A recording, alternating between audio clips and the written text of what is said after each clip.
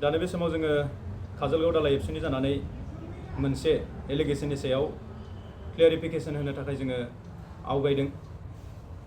जोङो नुनो मोनदों बिटिसि निउस फेसबुक पेज बेवहाय जोङो हेमेन बर' होननाय बिथाङा जोंनि सायाव मोनसे एलिगेसन लाबोनायखौ जोङो नुनो मोनदों। बिथाङा मोनसे एलिगेसन लाबोदों जोंनि सायाव। बिथाङा बुंदों जोंनि काजलगाव दालाय एबसुआ बिथांखौ होहरदों आरो बिथाङा बुंबावदों गावखौ इगनर खालामदों होननानै बुंदों। दा बिथांनि सायाव जोङो मोनसे खेंफोरथि होनोसो जोङो लुबैदों। बिथाङा मैयानि बेलासिनि 4:30 समावहाय बिथांखौ जोङो नैबे जोंनि मावखुलिनि लांगोना अभारब्रिजनि साखाथि बेयावहाय जोङो 4:50 टाइमाव जोङो बिथांखौ लोगो मोननाय जादों आरो जोङो नुनो मोननाय जादों। आरो बिथांनि जेनाखि नुनाय जों अबस्था, बिथांनि अबस्थाया ओरैबायदि मोनसे गाज्रि अबस्था, माने बिथाङा लोंनानै गोग्लैनानै दङमोन बे समाव।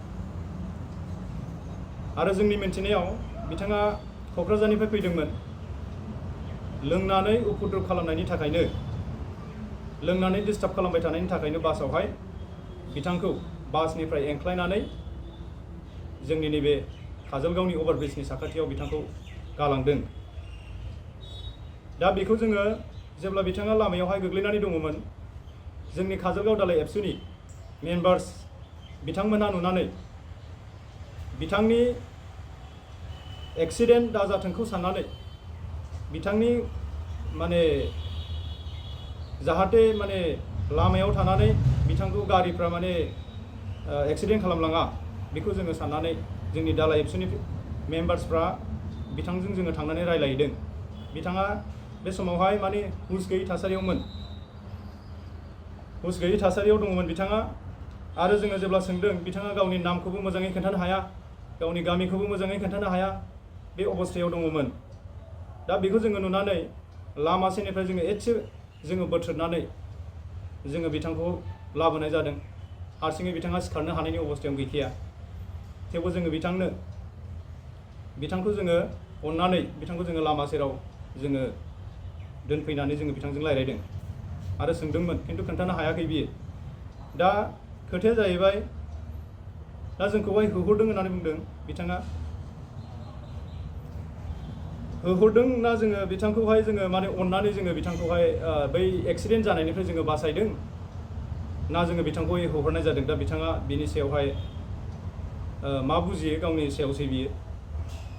खिन्थु जोंनिफ्राय सिदा जोंनि दालाय एबसुआ बिथांखौ जोङो अननानै बिथांखौ जोङो लिंनानै लाबोदों आरो बिथांखौ जोङो दैथायहरनो थाखाय, गावनि जायगायाव दैथायहरनो थाखाय जोङो खबर लादोंमोन। बिथाङा गावनि जायगानि नामफोरखौबो मोजाङै खोन्थानानै लानो हायै अबस्था, बेबायदि अबस्थायाव दङमोन। दा दसे उनाव जोंनि मेम्बार्सफ्रा जोङो अफिसाव फैबाय, बिथाङा बे लामायावनो थाबाय। आरो जोङो बेखौनो रायलायदोंमोन, जोङो बिथांखौ जोङो बोरै दैथायहरनो हागोन। बे रायलायबाय थानाय समाव बिथाङा 10 मिनिटसोनि उनावहाय बिथाङा सिखारनानै फैनानै जोंनि अफिसनि लांगोनायावहाय बिथाङा फैबाय। बिथाङा बे फैनाय समाव ओरैबायदि माने जौआ मोनामजोबनाय, माने बिथांखौ जोङो माने खाथियाव लानोनो हायै बेबायदि अबस्था। बेखौ नुनानै जोङो बिथांखौ बुंदोंमोन, र' जोङो माने खबर लाखाबाय बा खबर लागासिनो दङ जोङो, नोङो बेयावनो थाथ'है, बेयावनो थाथ' नोङो, बेबादि जोङो होननानै बुंदोंमोन। दा बिथाङा बिदि होननायाव दे होननानै बिथाङा गावबो थांबाय। दसे बेयावनो थाथ' जिरायथ' होननायाव बिथाङा गावबो थांबाय। दा दसे उनावहाय दसे उनाव जेब्ला जोङो रायलायनानै बिथांखौ जोङो नायफिनबाय, बिथाङा माने गैबावला बेवहाय, बिथाङा माने बे जायगायाव गैहैला। जोङो आसरित सानबाय, एफा फेनाय मानसि, बि बबेयाव थांखो दा? जोङो नागिरबावदोंसो बिथांखौहाय। दसे समनि उनावनो जोङो माने फेसबुकनि गेजेरजों जोङो नुनो मोनबाय, बिथाङा माने मोनसे बिटिसि निउस फेसबुक मोनसे पेजनिफ्राय बिथाङा मोनसे जोंखौहाय एलिगेसन होनायखौ जोङो नुनो मोनबाय।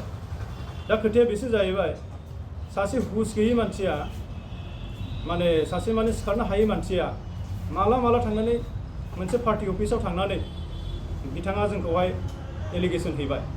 दा कुइसना बेसो जाहैबाय जोंना मा बिथाङा मा जोंखौ प्लानिं खालामदोंमोन नामा? बिथांनियाव मोनसे प्लानिं दंमोन नामा? बे काजलगाव दालाइ एबसुखौहाय माने फाव फान्दायनाय माने मोनसे एलिगेसन लाबोनो थाखाय बेबादि जोंखौहाय लोंनानै फेनानै गोग्लैफानानै माने जोंखौ माने अनगोना अना बेबादि मोनसे प्लानिं खालामदों नामा? जोंनि कुइसना बेसो। दा बेखायनो जोङो बुंदों बिथांनि जेसेबांनाखि खोथाफोर बुंदों बिथाङा माने कमप्लिटलि मोनसे गोरोन्थि बाथ्राफोरखौ बिथाङा बुंदों। जोंनि काजलगाव दालाइ एबसुआ माब्लाबाबो जोङो बेबादि खालामफेरा आरो गोदोनिफ्राय दिनैसिम जोंनियाव जेसेबां प्रब्लेम फैयो जोङो मोजाङै मोजां जोङो सल्भ खालामनानै हरजोबो। दा बेखायनो आं खावलायदों बेवहाय बिटिसि निउस फेसबुक पेज होननाय मोनसेया बेखौहाय माने शेयार खालामनानै बिथांमोना मा मुलाम्फा मोननो लुबैदों जों बेखौ बुंनो थाङा, खिन्थु समाजावहाय बेबादि गाज्रि मोनसे मेसेज फोसावनाया जोंनि थाखाय खोब दुर्भाग्यजनक, बे जोंनि थाखाय खोब एक्सेप्ट खालामजायै। दा जोङो बेखायनो खावलायदों समाजखौ मोजाङै दानांगौब्ला बेबादि माखासे गोरोन्थि मानसिफोरखौ लानानै फेसबुक पेजाव बेबादि हगारलाबायनाय बेबादिनो माने एलिगेसन लाबोनाय बेखौ कमप्लिटलि माने स्टप खालामनो नांगौ।